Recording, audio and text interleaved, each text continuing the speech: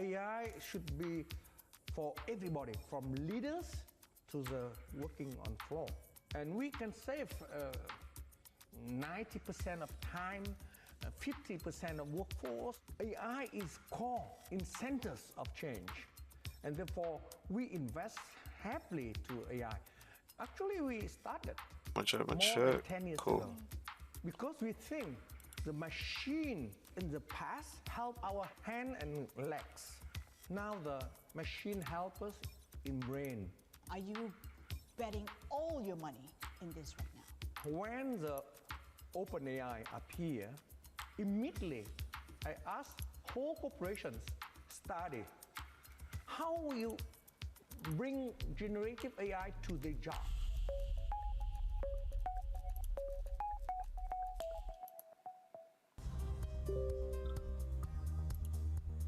It's the countdown to the market open as we bring you the first trades across Europe.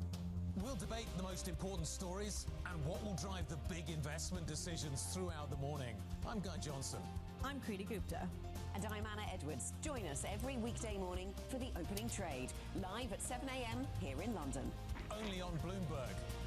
Context changes everything. Join me each week on Wall Street Week for stories of capitalism from business, markets, economics, tech, and climate. More than what you need to know, it's what you need to think about. What is going to be the consequence for U.S. markets? We are basically deep in the European earnings season.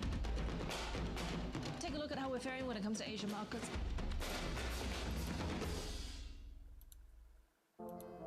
Used to be, one would say, what's that got to do with the price of tea in China, when they wanted to poke holes in the relevance of something? Now though, if you're in tune with how events around the world affect each other, it becomes clear that the current going rate of tea in China has a lot to do with a lot of things, not just tea things either, but tariffs, franchises, and IPOs.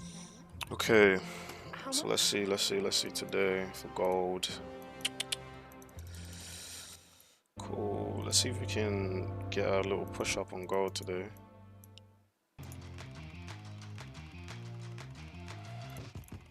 Let's get some top calls. Some of the analyst action in focus this morning. First up, 3M gets an upgrade at Morgan Stanley. The firm says expectations have reset lower, making the stock setup more constructive. Analysts see early progress from new management's turnaround efforts and say 3M could start outgrowing the broader economy. Next up, Halliburton, that gets an upgrade at RBC Capital Markets and HSBC after its strong earnings results. RBC cites the oil giant's improving capital efficiency and catalysts from its role in international power generation projects. And finally, the IT research firm Gartner is getting cut at Barclays. They flagged pressure from the Department of Government Efficiency amid the government shutdown and says macro headwinds may persist. Elsewhere, business software giant Workday is leaning into AI to draw new customers. The company unveiled new artificial intelligence agents last month and a developer platform where customers can build their own AI agents. Yet the stock is down year to date, but the company's CEO, Carl Eschenbach, says that Workday is, quote, underappreciated and undervalued. He joins me now around the desk. Carl, wonderful to see you this morning. Good morning, Danny. How are you? Great to see you. So what is the market missing, Carl? Yeah, you know, I do believe Workday is underappreciated and undervalued. And I think it primarily stems from the fact that there's this narrative in the market that AI is going to eat the software world in companies that are in the SaaS industry like Workday. And I think the narrative is overblown, and I think it's false. Let me give you a few examples. You know, we have 11,000 customers today. That represents 75 million users on the Workday platform. And we transact more than 1 trillion transactions a year on our platform. And with that as a backdrop and a context, we have an incredibly highly curated set of data. And as you know, Danny, your output of your AI is only as good as the data you're training off of. And we have the best data set in the industry to train off of. And quite frankly, we have a 97% retention rate, which means our customers don't leave us. And if I look at just our bookings and our billings growth around AI, it's growing over 100% a year. 75% of our customers today are already adopting our AI solutions, and 70% of our new sales, quite frankly, are with AI. AI is a tailwind for us. It's not a headwind. So I think this narrative that AI is eating the software industry and SaaS providers, and oh, by the way, I think AI is software, so we can't forget that. But it gets back to the data we have, the quality of customers. 65% of Fortune 500 run our platform. We're uniquely positioned. And quite frankly, one of the things we announced at our investor conference, back at our user conference where we had our financial analyst day, is we made a big bet on ourselves. Yeah. We discussed and highlighted that we're doing a $5 billion share buyback over the next couple of years because we think the best investment we can make is in ourselves. Well, to be fair, Carl, you've also invested a lot in AI. I mean, you're just describing some of this. I was looking, you recently announced a research center in Dublin. You've made various acquisitions around AI, including Sana for $1.1 billion. Do you think the attitude is kind of like what Mark Zuckerberg said, that the risk at the moment when it comes to AI is underinvesting, not overinvesting? Listen, we are investing heavily in AI. We're doing it through innovation, and we're innovating one of three ways. Number one, we're organically innovating. We continue to drive a platform narrative out there in the market, and we see many partners coming to partner with us, like we announced a partnership with Databricks, with Salesforce, with Snowflake.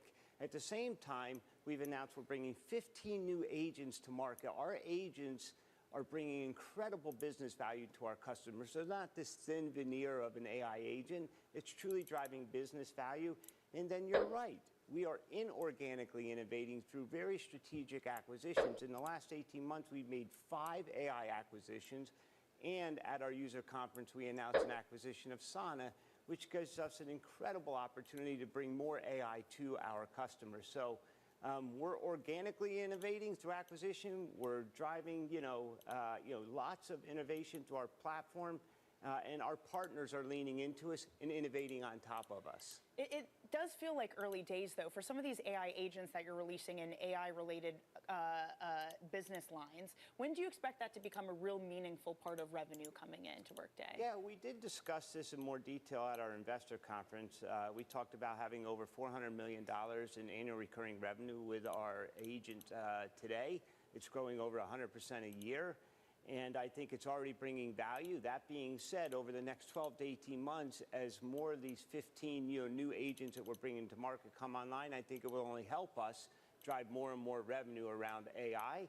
And I think it's something that our customers are leaning into us. Our customers are telling us an investment in Workday, because they already have our platform, is an investment in their AI strategy. I think just taking a step back, part of the fear around SaaS and enterprise software and AI comes from something as simple as Google search, right? Something as mainstay and ubiquitous as Google search was upended by ChatGPT, and they found the need to invest and make sure they Let's see what Bitcoin's doing at the moment. Is that representative of the industry, that if you're not acting fast, if you're not innovating with AI, you do risk getting left behind? Oh, I definitely think that's the case, but we are doing exactly that. Bitcoin looks pretty we're bearish, man. At scale, both organically, inorganically, and we're bringing Bitcoin looks pretty bearish. On a daily basis.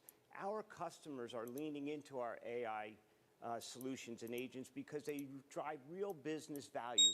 Some of our peers out there are talking about bringing hundreds or thousands of agents to market. We're not focused on quantity of agents. We're focused on quality of agents. And our agents drive true business value that our customers can measure, and that gives them confidence to lean more and more into what we have to offer. Hey, Carl, just quickly, on this overall environment, because I saw this really interesting study from an IBM spinoff that essentially said a lot of spending by various companies is happening on AI, but 62 remain in what they call pilot purgatory. Half of enterprises can't show return on investment. I know we're talking about AI disrupting things, but is there almost a degree with some companies, and of course you work with so many, that AI is more hype than promise? I think, there may be a little bit of hype going on with AI, but I do think it's going to provide incredible value going forward. And when I look at our customers, they're seeing the value today. It's in the early days. A lot of people are in experimental phase. They're doing proof of concepts, or they're doing tests. And during them, they're trying to figure out how to bring it into the enterprise. But eventually, there will be significant business value, tremendous cost savings, tremendous productivity gains for customers and their employees going forward. So I think while today that may be true, I think over the long term, AI will drive radical value for customers, for partners at Workday, and will drive a step function change in human productivity when people lean into it and not be afraid of it. And hopefully not take jobs, just productivity boost. I don't think that is going to be as pronounced as people say. I hear people out there talking about 20, 30, 40, 50% of the workforce going away. I think we're going to peacefully exist. In fact, I think AI will allow us to reskill, upskill, and revive skills that we're missing in the enterprise today, and it will drive that step function change in human productivity. Today, Danny, employees are nervous their jobs are going away because of AI, and they feel like they're competing against AI. Yeah. And I think that's wrong. Who they're really competing against is their competitors or peers who are leveraging AI.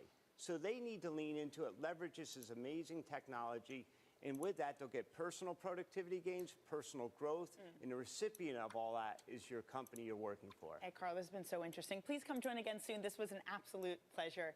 That is Carl Eschenbach of Workday. Coming up, Beyond Meat shares are on a massive run in recent days.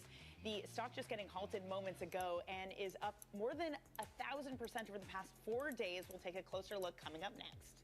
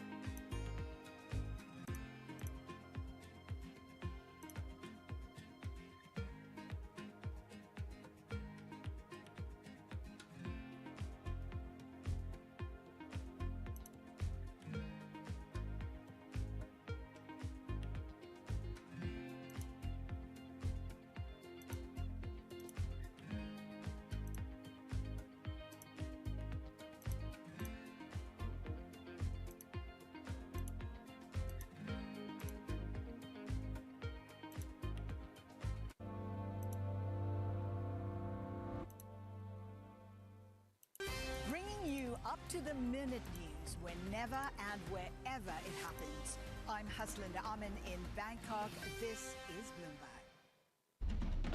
Astonishing day for US technology. Shaping the region's technology ecosystem.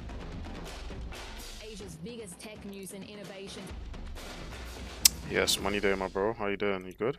Morning. This is Bloomberg Daybreak Europe. What's happening, Brian? You good? You good? You good? Stories that set your agenda. Taking you from the U.S. market's close to the overnight session in Asia, we'll walk you through what you need to know to kickstart Europe's trading day. Live from our European headquarters, we bring you the day's top market-moving stories, unmatched expert analysis, and on-the-ground reporting from across the continent. Tune in to Daybreak Europe, only on Bloomberg Television. Context changes everything. Get your fixed income fix. Watch just changing some settings here around the world, right here on Bloomberg. Context changes everything. On the PC, it's getting loud for absolutely no good reason. Who else we got on here, guys? Don't forget to like the stream. Like the stream once you jump in here, yo. Eightfold in the past 5 trading sessions. The only news, marginal, an expanded partnership with Walmart. Is that what's behind it? Likely not. Bloomberg Markets. Before you lot jumped in, already smashed TP1 here on NAS. Well, it's really a wicked rally we're seeing right now, up more than 1,000%. So far, we've manipulated the lows here. Right, so we've manipulated Tuesday's low. So I want to see us rally for Tuesday's high, at least today. Right, if we can get that, that would be best case scenario. Which, if we do get that, I think that does give us all-time highs, you know.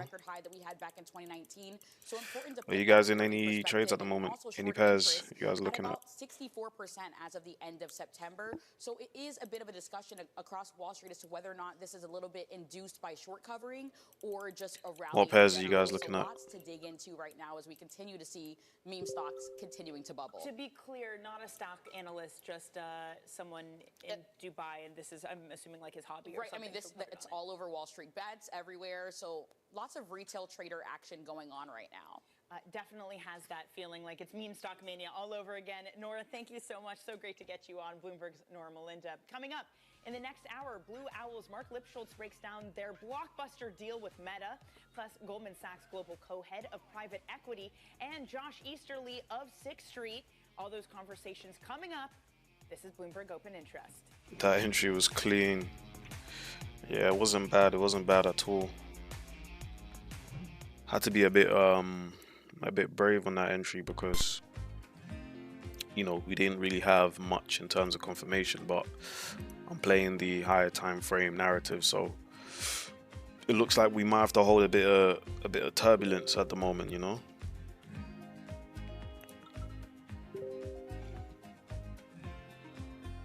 Might have to hold a little bit of turbulence.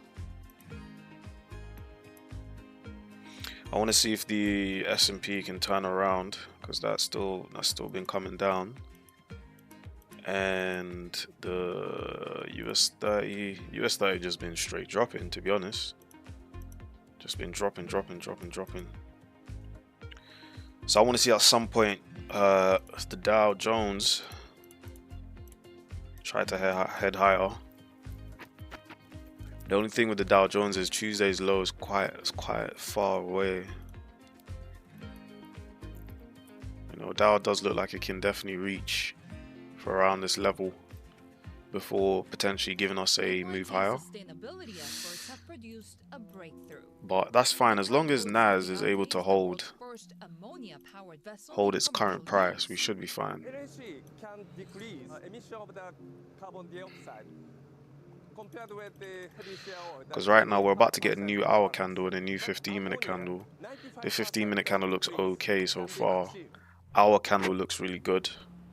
I want to see a higher body close on the hour candle. But so far, this is not a bad looking candle at all. It's not bad, it's not bad. Guys, if you're watching the stream right now, don't forget to leave a like on the stream, yeah? Drop some likes in the stream. Let's get more folks in here. Also, the Japanese government is supporting the usage of the ammonia as the power-generating fuel. It's more expensive than normal standard fuels. Yes, it is. And at this moment, the supply of the ammonia volume is very much limited compared with the LNG and also the heavy fuel oil. But in order to promote ammonia as a marine fuel, together with the other industry players, and we can have the kind of the mass production, then the cost will be decreased. Then the next, 10 years, we try to increase the number of the vessels powered by the ammonia. What are you guys looking at? Isn't about drowning in emotions. It's about understanding what's actually happening. Markets are the best way to glean signal from noise, and that is what we try to do every morning. This is Bloomberg Surveillance. Bringing you up-to-the-minute global news. I want to see if I can buy gold, you know, guys. But, boy, after yesterday's drop, bro, yesterday's gold short was delicious. I caught a short on gold from so this was the morning we dropped. I caught a short around here. I entered a short in around here. Caught a nice move down. You know, 1,165 pips. And then I saw during Tokyo that it dropped even more. I was like, damn. And this wasn't like crazy late as well. This was, you know, around midnight. It wasn't that late. In Israel today as a fragile ceasefire in Gaza holds. We're here to talk about peace. We're here to talk about how to ensure that the peace agreement that started about a week ago sticks, that we move into phase 2 and phase 3 with success. Correspondent Holly Williams spoke with someone who has doubts. Alon Pincus was an advisor to 4 Israeli foreign ministers. He's also a fierce critic of Prime Minister Netanyahu, who he believes will try to back out of the ceasefire deal. He knows that if everything stops now and there is progress into the next phases, that almost inevitably means that he will be deemed as the guy who failed to defeat Hamas. Israel says Secretary of State Marco Rubio will be next to travel there to meet with Netanyahu. More Americans say their retirement accounts aren't enough to cover expenses, and they're afraid Social Security money won't be there when they need it. So they're opting to ignore all of the financial advice and cash in early. CBS's Jesse Mitchell. 9 in 10 Americans say they don't plan on waiting until they turn 70 to collect Social Security, according to a new study by investment firm Schroders. Recipients that delay receiving benefits for 3 years past the full retirement age of 67 can get a 30% bump in monthly payments. A survey from the nonprofit Kaiser Family Foundation finds the cost of family health insurance plans rose 6% this year to $27,000. That brings us to the impasse over expiring health care subsidies. Dollar's and dropping the quite outcome of nicely. a 2-day-old federal government shutdown. With so many national parks employees furloughed, it's becoming a free-for-all in the sky overhead. Base jumping, where you parachute off buildings or cliffs, is illegal in all national parks. But with the shutdown dragging on, there's really nowhere to stop the jumpers. More parachute daredevils have been caught on video jumping off the tall cliffs at Yosemite. Never seen that before. The Park Service says law enforcement officers are still on duty at Yosemite and responding to complaints. Base jumpers face up to 6 months in jail and a $5,000 fine if convicted. Michael Wallace, CBS News. New Orleans top law enforcement officer tells CBS News she's expecting National Guard troops to arrive there next month. Correspondent Katie Weiss. Police Superintendent Ann Kirkpatrick believes that the city has already created a good relationship with National Guard leadership. So she says that this is a collaborative partnership. She says we're working together to plan their deployment and that they are not coming in to, quote, take us over. This is CBS News.